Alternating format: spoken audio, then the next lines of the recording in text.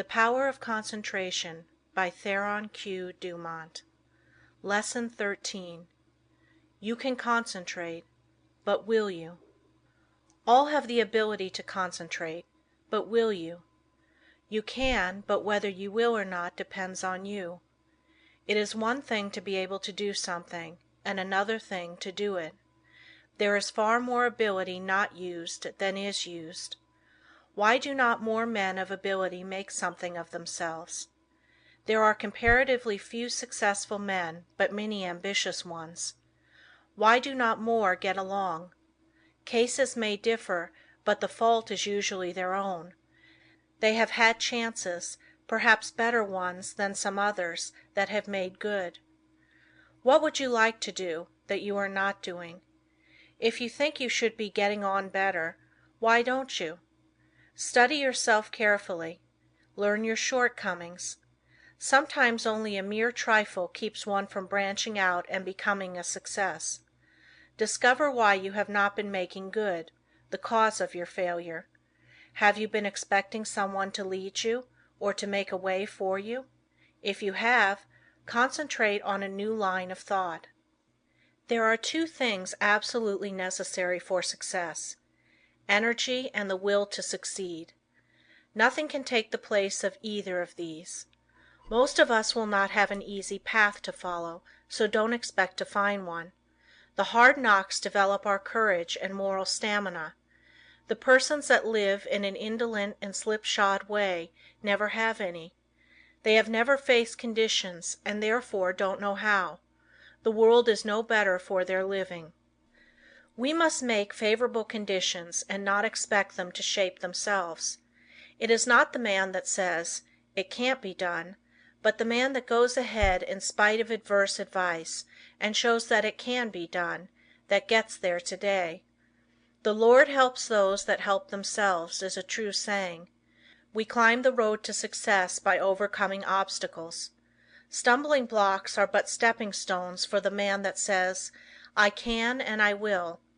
When we see cripples, the deaf and dumb, the blind and those with other handicaps amounting to something in the world, the able-bodied man should feel ashamed of himself if he does not make good.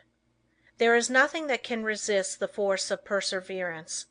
The way ahead of all of us is not clear sailing, but all hard passages can be bridged, if you just think they can and concentrate on how to do it. But if you think the obstacles are unsurmountable, you will not of course try, and even if you do, it will only be in a half-hearted way, a way that accomplishes nothing. Many men will not begin an undertaking unless they feel sure they will succeed in it. What a mistake! This would be right if we were sure of what we could and could not do. But who knows? There may be an obstruction there now that may not be there next week. There may not be an obstruction there now that will be there next week. The trouble with most persons is that just as soon as they see their way blocked, they lose courage. They forget that usually there is a way around the difficulty. It's up to you to find it. If you tackle something with little effort, when the conditions call for a big effort, you will of course not win. Tackle everything with a feeling that you will utilize all the power within you to make it a success. This is the kind of concentrated effort that succeeds. Most people are beaten before they start. They think they are going to encounter obstacles, and they look for them instead of for means to overcome them.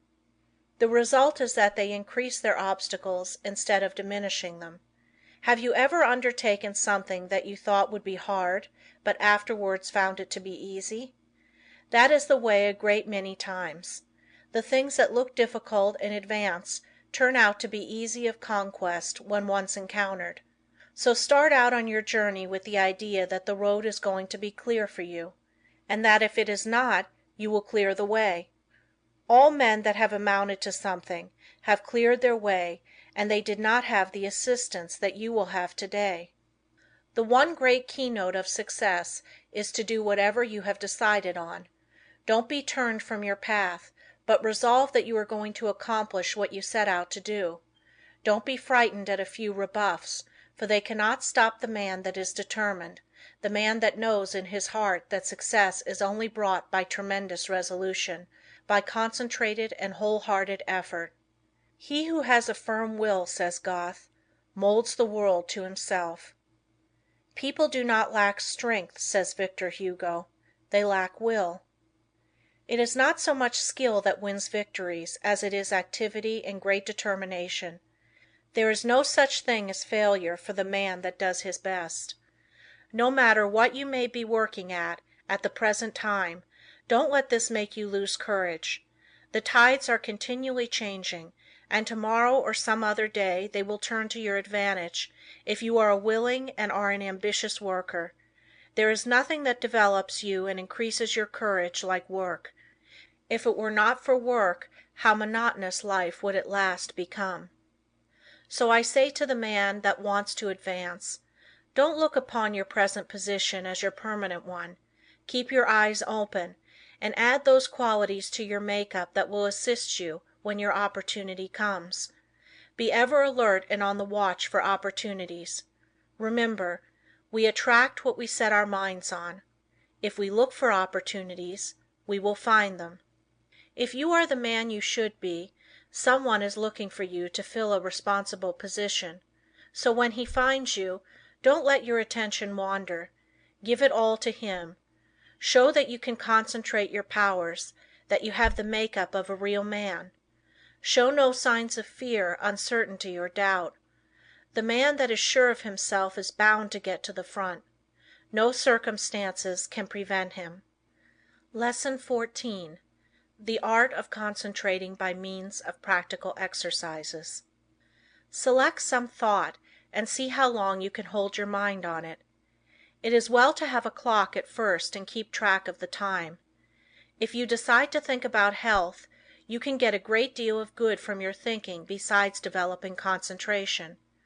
Think of health as being the greatest blessing there is in the world. Don't let any other thought drift in. Just the moment one starts to obtrude, make it get out. Make it a daily habit of concentrating on this thought for say 10 minutes. Practice until you can hold it to the exclusion of everything else. You will find it of the greatest value to centralize your thoughts on health. Regardless of your present condition, see yourself as you would like to be and be blind to everything else. You will find it hard at first to forget your ailments, if you have any, but after a short while you can shut out these negative thoughts and see yourself as you want to be. Each time you concentrate you form a more perfect image of health, and as you come into its realization you become healthy, strong and wholesome. I want to impress upon your mind that the habit of forming mental images is of the greatest value. It has always been used by successful men of all ages, but few realize its full importance. Do you know that you are continually acting according to the images you form? If you allow yourself to mold negative images, you unconsciously build a negative disposition. You will think of poverty, weakness, disease, fear, etc. Just as surely as you think of these, will your objective life express itself in a like way. Just what we think, we will manifest in the external world. In deep concentration you become linked with the great creative spirit of the universe, and the creative energy then flows through you, vitalizing your creations into form. In deep concentration your mind becomes attuned with the infinite and registers the cosmic intelligence and receives its messages. You become so full of the cosmic energy that you are literally flooded with divine power. This is a most desired state. It is then we realize the advantages of being connected with the supra-consciousness. The supra-consciousness registers the higher cosmic vibrations. It is often referred to as the wireless station, the message recorded coming from the universal mind. There are very few that reach this stage of concentration. Very few even know that it is possible. They think concentration means limitation to one subject, but this deeper concentration that brings us into harmony with the infinite is that which produces and maintains health. When you have once come in contact with your supra-consciousness, you become the controller of your human thoughts. That which comes to you is higher than human thoughts. It is often spoken of as cosmic consciousness. Once it is experienced, it is never forgotten. Naturally, it requires a good deal of training to reach this state, but when you do, it becomes easier each time to do, and in the course of time you can become possessed of power which was unknown to you before. You are able to direct the expression of almost infinite power while in this deeper state of concentration. Exercises in Concentration. The rays of the sun, when focused upon an object by means of a sun glass, produce a heat many times greater than the scattered rays of the same source of light and heat. This is true of attention. Scatter it and you get but ordinary results. But center it upon one thing and you secure much better results. When you focus your attention upon an object, your every action, voluntary and involuntary, is in the direction of attaining that object. If you will focus your energies upon a thing to the exclusion of everything else, you generate the force that can bring you what you want.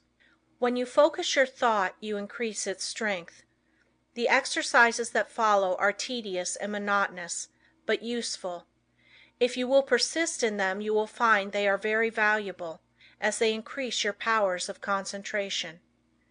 Before proceeding with the exercises, I will answer a question that just comes to me. This person says after he works all day he is too tired to practice any exercise. But this is not true. We will say he comes home all tired out, eats his supper and sits down to rest. If his work has been mental, the thought which has been occupying his mind returns to him, and this prevents him from securing the rest he needs. It is an admitted fact that certain thoughts call into operation a certain set of brain cells. The other cells, of course, are not busy at that time and are rested. Now if you take up something that is just different from what you have been doing during the day, you will use the cells that have not done anything and give those that have had work to do a rest. So you should regulate the evenings that you have and call forth an entirely different line of thought so as not to use the cells which you have tired out during the day. If you will center your attention on a new thought, you relieve the old cells from vibrating with excitement and they get their needed rest. The other cells that have been idle all day want to work, and you will find you can enjoy your evenings while securing needed rest. Once you have learned to master your thoughts, you will be able to change them just as easily as you change your clothes. Remember, the real requisite of centering is to be able to shut out outside thoughts, anything foreign to the subject. Now in order to control your intention, first gain control over the body. This must be brought under direct control of the mind under the control of the will. Your will is strong enough to do anything you wish, but you must realize that it is. The mind can be greatly strengthened by being brought under the direct influence of the will. When the mind is properly strengthened by the impulse of the will, it becomes a powerful transmitter of thought, because it has more force. The best time to concentrate is after reading something that is inspiring, as you are then mentally and spiritually exalted in the desired realm. Then is the time you are ready for deep concentration. If you are in your room first, see that your windows are up and the air is good. Lie down flat on your bed without a pillow. See that every muscle is relaxed. Now breathe slowly, filling the lungs comfortably full of fresh air. Hold this as long as you can without straining yourself. Then exhale slowly. Exhale in an easy, rhythmic way. Breathe this way for 5 minutes, letting the divine breath flow through you, which will cleanse and rejuvenate every cell of brain and body. You are then ready to proceed. Now think how quiet and relaxed you are. You can become enthusiastic over your condition. Just think of yourself as getting ready to receive knowledge that is far greater than you have ever received before. Now relax and let the Spirit work in and through you and assist you to accomplish what you wish. Don't let any doubts or fears enter. Just feel that what you wish is going to manifest. Just feel it already has. In reality it has, for just the minute you wish a thing to be done, it manifests in the thought world. Whenever you concentrate, just believe it is a success. Keep up this feeling and allow nothing to interfere, and soon you will find you have become the master of concentration. You will find that this practice will be of wonderful value to you, and that rapidly you will be learning to accomplish anything that you undertake. It will be necessary to first train the body to obey the commands of the mind. I want you to gain control over your muscular movements. The following exercise is especially good in assisting you to acquire perfect control of the muscles. Exercise 1. Sit in a comfortable chair and see how still you can keep. This is not as easy as it seems. You will have to center your attention on sitting still. Watch and see that you are not making any involuntary muscular movements. By a little practice you will find you are able to sit still without a movement of the muscles for 15 minutes. At first I advise sitting in a relaxed position for 5 minutes. After you are able to keep perfectly still, increase the time to 10 minutes and then to 15. This is as long as it is necessary. But never strain yourself to keep still. You must be relaxed completely. You will find this habit of relaxing is very good. Exercise 2. Sit in a chair with your head up and your chin out, shoulders back. Raise your right arm until it is on the level with your shoulder, pointing to your right. Look around with head only, and fix your gaze on your fingers, and keep the arm perfectly still for 1 minute. Do the same exercise with left arm. When you are able to keep the arm perfectly steady, increase the time until you are able to do this 5 minutes with each arm. Turn the palm of the hand downward when it is outstretched, as this is the easiest position. If you will keep your eyes fixed on the tips of your fingers, you will be able to tell if you are keeping your arm perfectly still. Exercise 3. Fill a small glass of water and grasp it by the fingers. Put the arm directly in front of you. Now fix the eyes upon the glass and try to keep the arm so steady that no movement will be noticeable. Do this first for 1 moment and then increase it to 5. Do the exercise with first one arm and then the other. Exercise 4. Watch yourself during the day and see that your muscles do not become tense or strained. See how easy and relaxed you can keep yourself. See how poised you can be at all times. Cultivate a self-poised manner instead of a nervous, strained appearance. This mental feeling will improve your carriage and demeanor. Stop all useless gestures and movements of the body. These mean that you have not proper control over your body. After you have acquired this control, notice how ill at ease people are that they have not gained this control. I have just been sizing up a salesman that has just left me. Part of his body kept moving all the time. I just felt like saying to him, "Do you know how much better appearance you would make if you would just learn to speak with your voice instead of trying to express what you say with your whole body?" Just watch those that interview you and see how they lack poise. Get rid of any habit you have of twitching or jerking any part of your body. You will find you make many involuntary movements. You can quickly stop any of these by merely centering your attention on the thought, "I will not." If you are in the habit of letting noises upset you, just exercise control.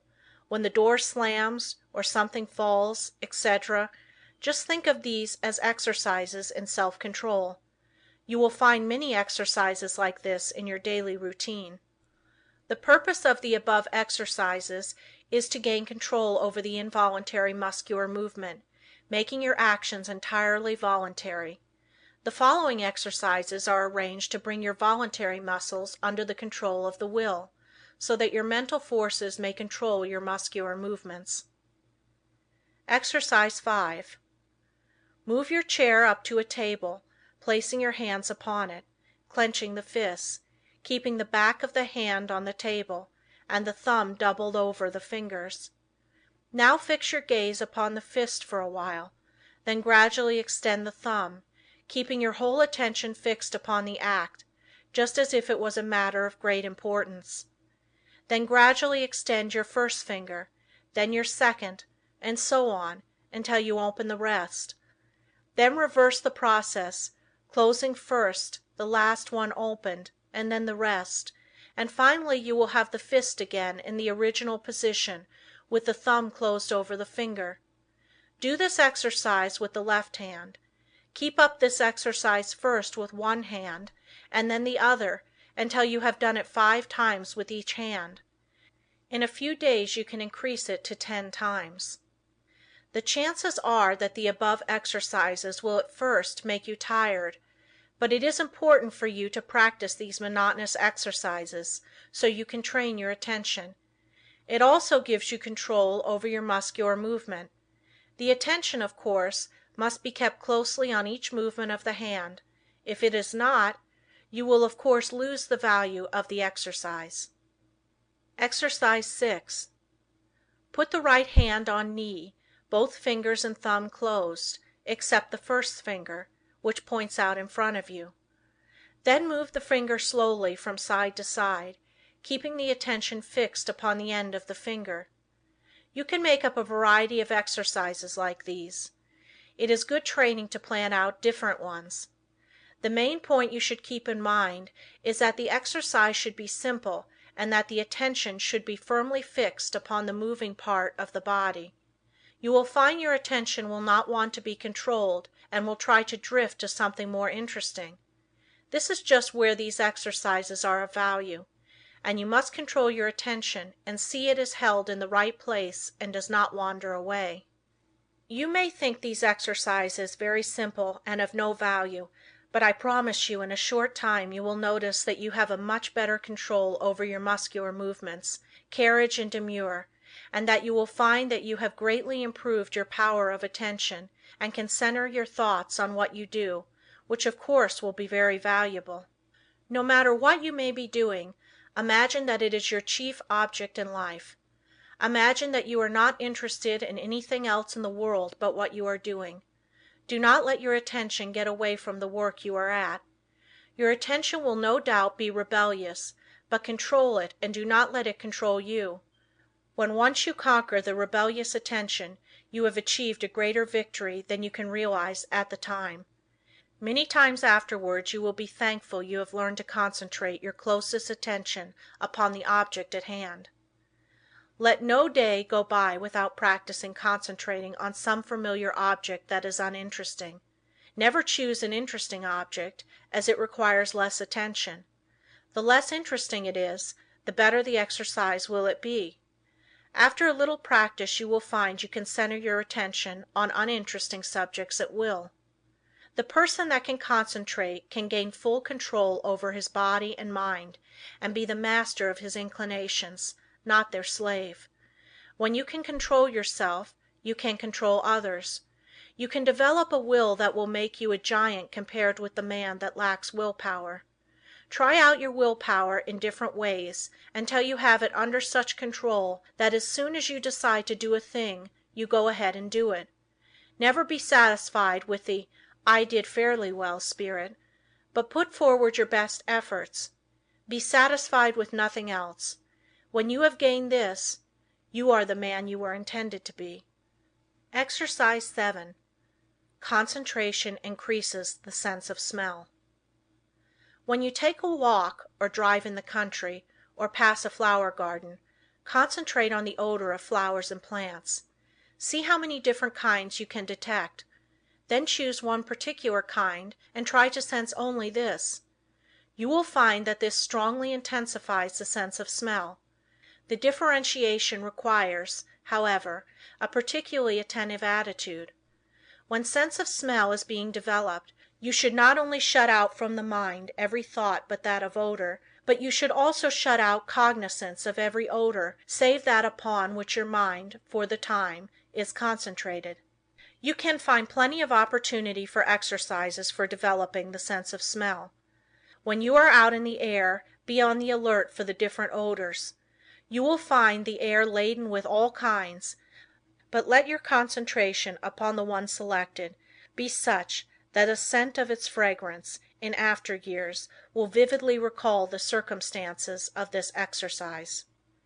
The object of these exercises is to develop concentrated attention, and you will find that you can, through their practice, control your mind and direct your thoughts, just the same as you can your arm. Exercise 8. Concentration on the within. Lie down and thoroughly relax your muscles. Concentrate on the beating of your heart. Do not pay any attention to anything else. Think how this great organ is pumping the blood to every part of the body. Try to actually picture the blood leaving the great reservoir and going in one stream right down to the toes. Picture another going down the arms to the tips of the fingers. After a little practice you can actually feel the blood passing through your system. If at any time you feel weak in any part of your body, will that an extra supply of blood shall go there.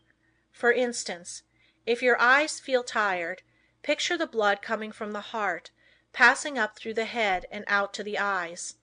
You can wonderfully increase your strength by this exercise.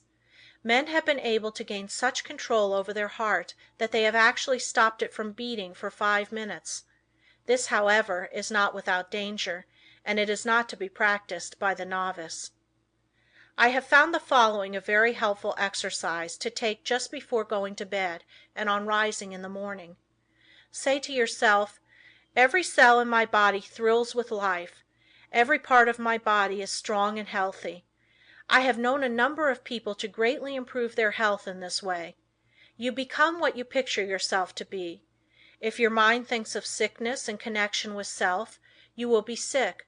If you imagine yourself in strong, vigorous health, the image will be realized. You will be healthy. Exercise 9. Concentrating on sleep. What is known as the water method is, although very simple, very effective in inducing sleep. Put a full glass of clear water on a table in your sleeping room. Sit in a chair beside the table and gaze into the glass of water and think how calm it is. Then picture yourself getting into just as calm a state. In a short time you will find the nerves becoming quiet and you will be able to go to sleep. Sometimes it is good to picture yourself becoming drowsy to induce sleep, and again, the most persistent insomnia has been overcome by one thinking of himself as some innate object, for instance, a hollow log in the depths of the cool, quiet forest. Those who are troubled with insomnia will find these sleep exercises that quiet the nerves very effective. Just keep the idea in your mind that there is no difficulty in going to sleep. Banish all fears of insomnia. Practice these exercises and you will sleep. By this time you should have awakened to the possibilities of concentration and have become aware of the important part it plays in your life. Exercise 10. Concentration will save energy and appearance. Watch yourself and see if you are not in the habit of moving your hands, thumping something with your fingers, or twirling your mustache. Some have the habit of keeping their feet going, as for instance, tapping them on the floor. Practice standing before a mirror and see if you are in the habit of frowning or causing wrinkles to appear in the forehead. Watch others and see how they needlessly twist their faces in talking. Any movement of the face that causes the skin to wrinkle will eventually cause a permanent wrinkle. As the face is like a piece of silk, you can make a fold in it a number of times, and it will straighten out of itself, but if you continue to make a fold in it, it will in time be impossible to remove it. By concentration you can stop the worry habit. If you are in the habit of worrying over the merest trifles, just concentrate on this a few minutes and see how needless it is. If you are also in the habit of becoming irritable or nervous at the least little thing, check yourself instantly when you feel yourself becoming so. Start to breathe deeply. Say, "I will not be so weak. I am a master of myself," and you will quickly overcome your condition. Exercise 11. By concentration you can control your temper. If you are one of those that flare up at the slightest provocation and never try to control yourself, Just think this over a minute. Does it do you any good? Do you gain anything by it? Doesn't it put you out of poise for some time? Don't you know that this grows on you and will eventually make you despised by all that have any dealings with you?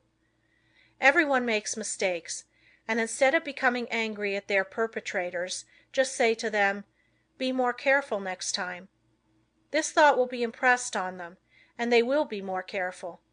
But if you continually complain about their making a mistake, the thought of a mistake is impressed on them, and they will be more likely to make mistakes in the future. All lack of self-control can be conquered if you will but learn to concentrate.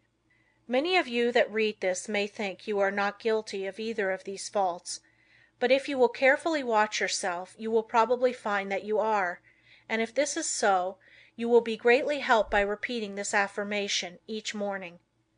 I am going to try today not to make a useless gesture, or to worry over trifles, or become nervous or irritable. I intend to be calm, and in no difference what may be the circumstances, I will control myself. Henceforth I resolve to be free from all signs that show lack of self-control. At night quickly review your actions during the day and see how fully you realized your aim.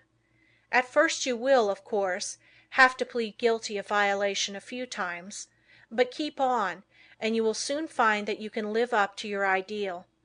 After you have once gained self-control, however, don't relinquish it. For some time it will still be necessary to repeat the affirmation in the morning and square your conduct with it in the evening. Keep up the good work until at last the habit of self-control is so firmly fixed that you could not break it even though you tried. I have had many persons tell me that this affirmation and daily review made a wonderful difference in their lives. You too will notice a difference if you live up to these instructions. Exercise 12. Practice talking before a glass. Make 2 marks on your mirror on a level with your eyes, and think of them as 2 human eyes looking into yours. Your eyes will probably blink a little at first. Do not move your head, but stand erect. Concentrate all your thoughts on keeping your head perfectly still. Do not let another thought come into your mind. Then, still keeping the head, eyes and body still, think that you look like a reliable man or woman should, like a person that anyone would have confidence in. Do not let your appearance be such as to justify the remark, "I don't like his appearance. I don't believe he can be trusted." While standing before the mirror, practice deep breathing. See that there is plenty of fresh air in the room and that you are literally feasting on it. You will find that, as it permeates every cell, your timidity will disappear. It has been replaced by a sense of peace and power. The one that stands up like a man and has control over the muscles of his face and eyes always commands attention. In his conversation he can better impress those with whom he comes in contact. He acquires a feeling of calmness and strength that causes opposition to melt away before it. 3 minutes a day is long enough for the practice of this exercise. Look at the clock before you commence the exercise, and if you find you can prolong the exercise for more than 5 minutes, do so. The next day sit in a chair and without looking at the picture, concentrate on it and see if you cannot think of additional details concerning it. The chances are you will be able to think of many more. It might be well for you to write down all you thought of the first day, and then add to the list each new discovery. You will find that this is a very excellent exercise in concentration. Exercise 13. The control of sensations. Think how you would feel if you were cool, then think how you would feel if you were cold. Again, how would you feel if it were freezing? In this state you would be shivering all over. Now think of just the opposite conditions. Construct such a vivid image of heat that you are able to experience the sensation of heat even in the coldest atmosphere. It is possible to train your imagination until you do this, and it can then be turned to practical account in making undesirable conditions bearable. You can think of many very good exercises like this. For instance, if you feel yourself getting hungry or thirsty, and for any reason you do not wish to eat, Do not think of how hungry or thirsty you are, but just visualize yourself as finishing a hearty meal.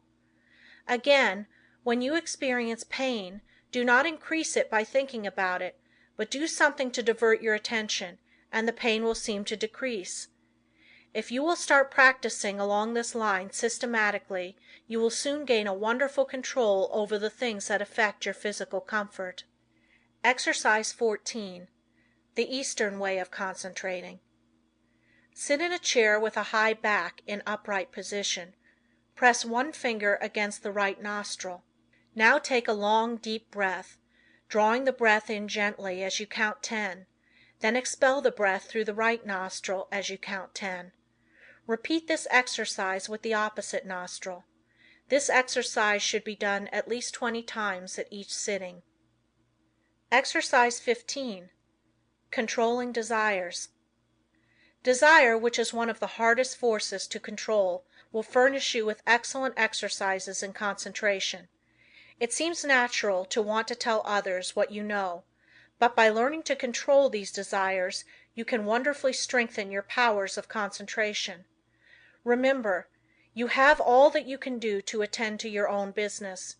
Do not waste your time in thinking of others or in gossiping about them. If from your own observation you learn something about another person that is detrimental, keep it to yourself. Your opinion may afterwards turn out to be wrong anyway, but whether right or wrong, you have strengthened your will by controlling your desire to communicate your views. If you hear good news, resist the desire to tell it to the first person you meet, and you will be benefited thereby. It will require the concentration of all your powers of resistance to prohibit the desire to tell. After you feel that you have complete control over your desires, you can then tell your news. But you must be able to suppress the desire to communicate the news until you are fully ready to tell it. Persons that do not possess this power of control over desires are apt to tell things that they should not, thereby often involving both themselves and others in needless trouble. If you are in the habit of getting excited when you hear unpleasant news, just control yourself and receive it without any exclamation of surprise. Say to yourself, "Nothing is going to cause me to lose my self-control." You will find from experience that this self-control will be worth much to you in business. You will be looked upon as a cool-headed business man, and this in time becomes a valuable business asset. Of course, circumstances alter cases. At times it is necessary to become enthused. But be ever on the lookout for opportunities for the practice of self-control.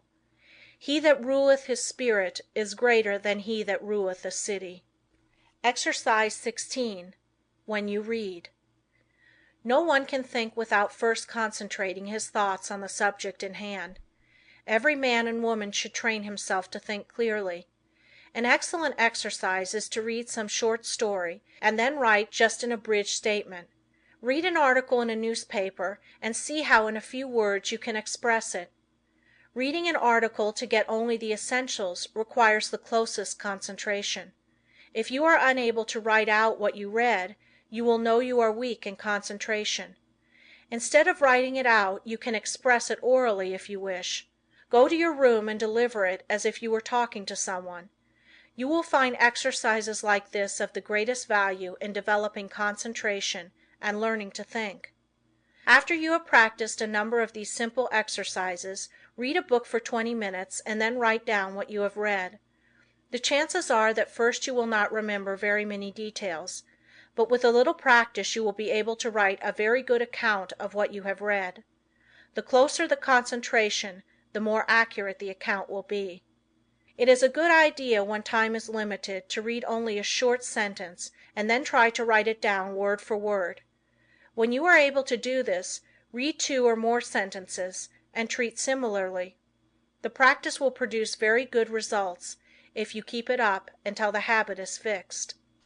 If you will just utilize your spare time in practicing exercises like those suggested, you can gain wonderful powers of concentration. You will find that in order to remember every word in a sentence, you must keep out every thought but that which you wish to remember, and this power of inhibition alone will more than compensate for the trouble of the exercise. Of course, success in all of the above depends largely upon cultivating, through the closest concentration, the power to image or picture what you read; upon the power, as one writer expresses it, of letting the mountains of which we hear loom before us, and the rivers of which we read roll at our feet. Exercise 17. Concentration overcomes bad habits. If you have a habit that you want to get rid of, shut your eyes and imagine that your real self is standing before you.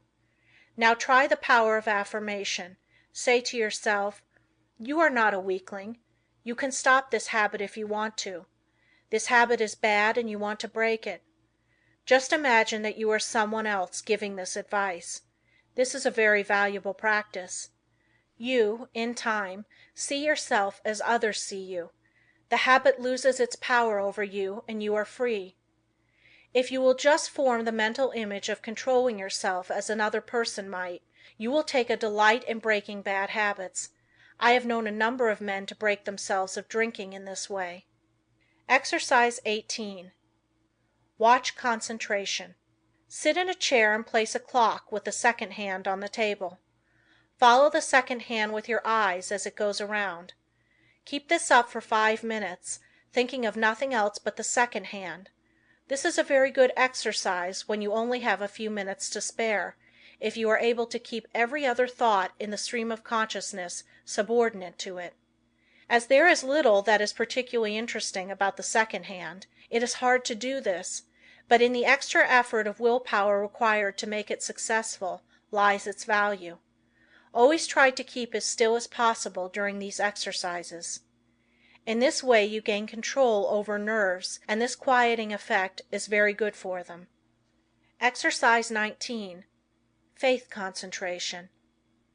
A belief in the power to concentrate is of course very important. I purposely did not put this exercise in the beginning where it naturally belongs, because I wanted you to know that you could learn to concentrate. If you have practiced the above exercises, you have now developed this concentration power to a considerable extent, and therefore you have faith in the power of concentration, but you can still become a much stronger believer in it. We will say that you have some desire or wish you want fulfilled, or that you need some special advice. You first clearly picture what is wanted, and then you concentrate on getting it. Have absolute faith that your desires will be realized. Believe that it will, according to your belief, be fulfilled. Never, at this time, attempt to analyze the belief. You don't care anything about the whys and wherefores. You want to gain the thing you desire, and if you concentrate on it in the right way, you will get it. A caution. Never think you will not succeed, but picture what is wanted as already yours, and yours it surely will be. Self-distrust. Do you ever feel distrust in yourself? If you do, just ask yourself, which self do I mistrust? Then say, my higher self cannot be affected. Then think of the wonderful powers of the higher self. There is a way to overcome all difficulties, and it is a delight for the human soul to do so.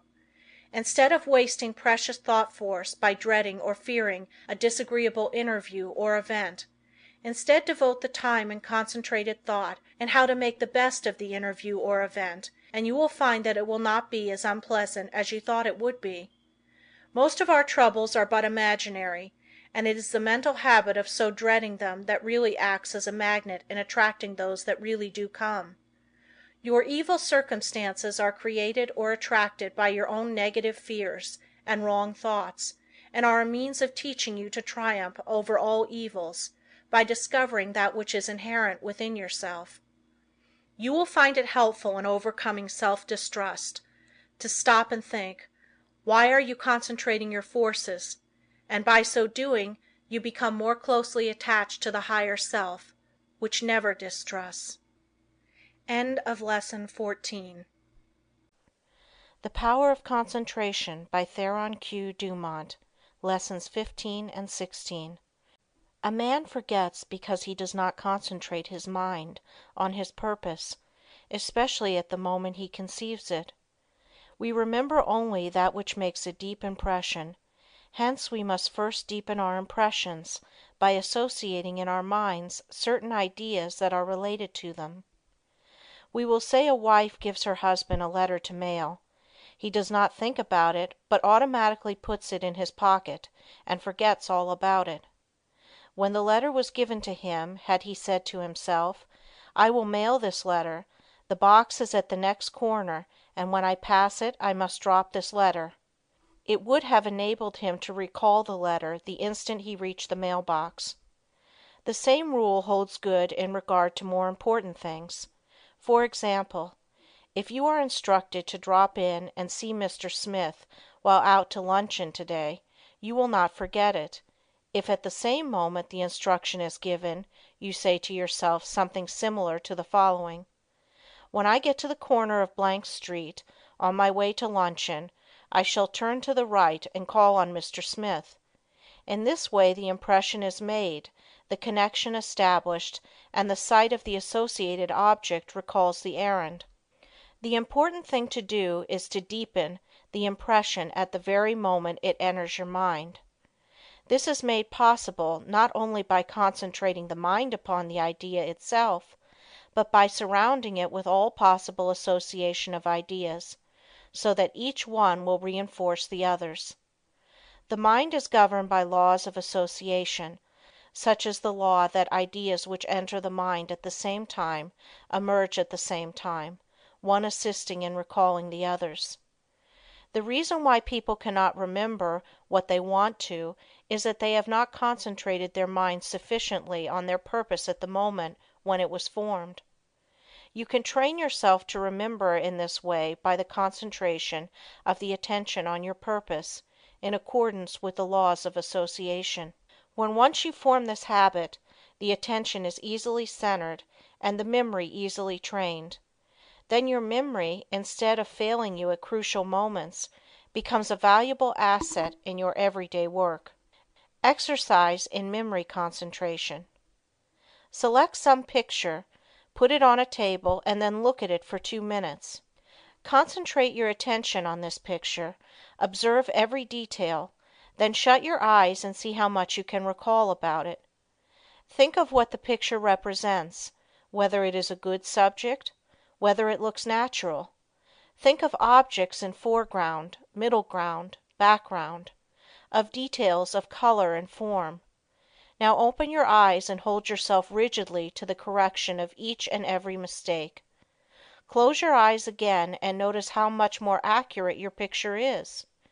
Practice until your mental image corresponds in every particular to the original. Nature is a wonderful instructor. But there are very few who realize that when we get in touch with Nature, we discover ourselves. That by listening to her voice, with that curious inner sense of ours, we learn the oneness of life and wake up to our own latent powers. Few realize that the simple act of listening and concentrating is our best interior power, for it brings us into close contact with the highest, just as our other senses bring us into touch with the coarser side of human nature. The closer we live to nature, the more developed is this sense. So-called civilization has overdeveloped our other senses at the expense of this one. Children unconsciously realize the value of concentration. For instance, when a child has a difficult problem to solve and gets to some knotty point which he finds himself mentally unable to do, though he tries his hardest, he will pause and keep quite still, leaning on his elbow, apparently listening. Then you will see, if you are watching, sudden illumination come, and he goes on happily and accomplishes his task. A child instinctively but unconsciously knows when he needs help. He must be quiet and concentrate. All great people concentrate and owe their success to it. A doctor thinks over the symptoms of his patient, waits, listens for the inspiration, though quite unconscious, perhaps, of doing so. The one who diagnoses in this way seldom makes mistakes. An author thinks his plot, holds it in his mind, and then waits, and illumination comes. If you want to be able to solve difficult problems, you must learn to do the same. Lesson 16. How concentrating can fulfill your desire. It is a spiritual law that the desire to do necessarily implies the ability to do. You have all read of Aladdin's lamp, which accomplished such wonderful things. This, of course, is only a fairy story, but it illustrates the fact that man has within him the power, if he is able to use it, to gratify his every wish.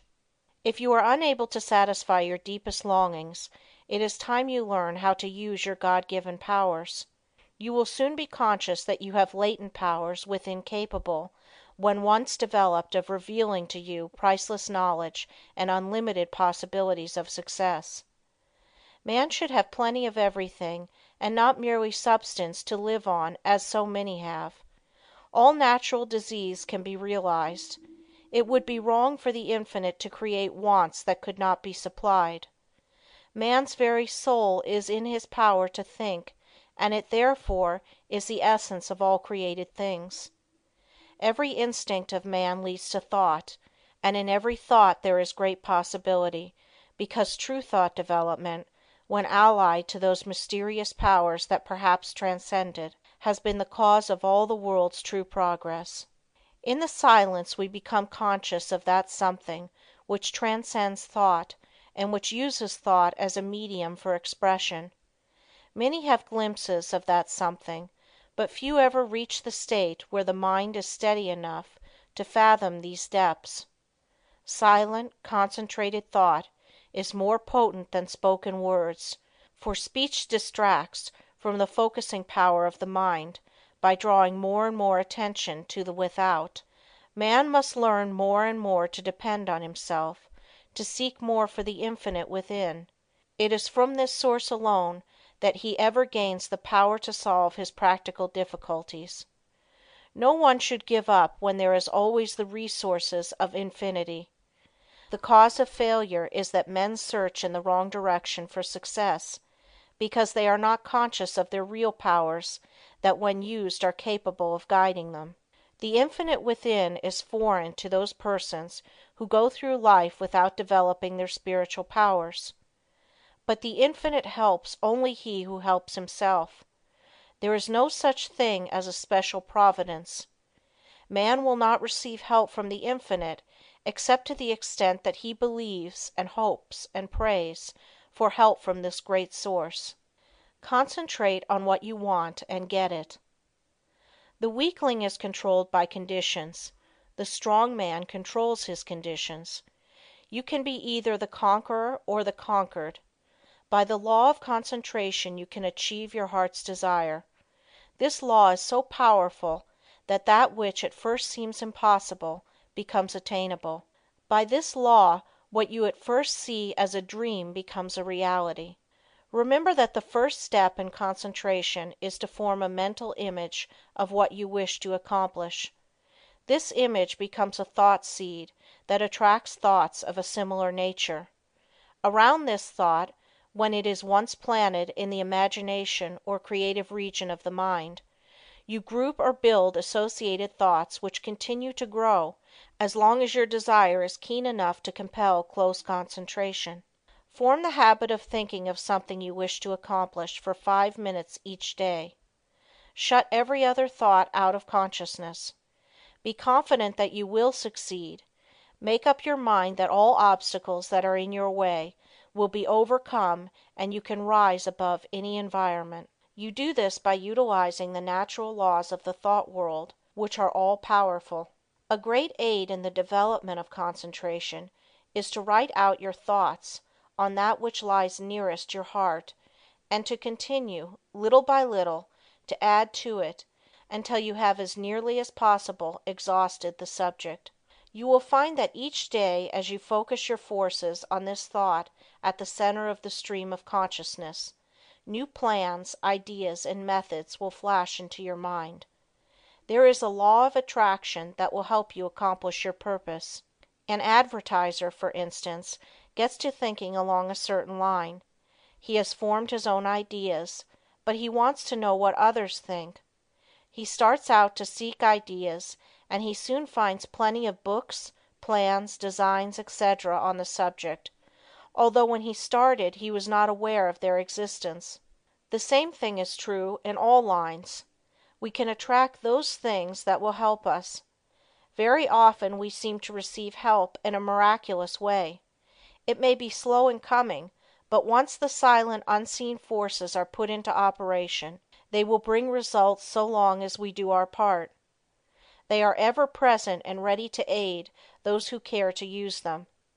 By forming a strong mental image of your desire, you plant the thought seed, which begins working in your interest, and in time that desire, if in harmony with your higher nature, will materialize.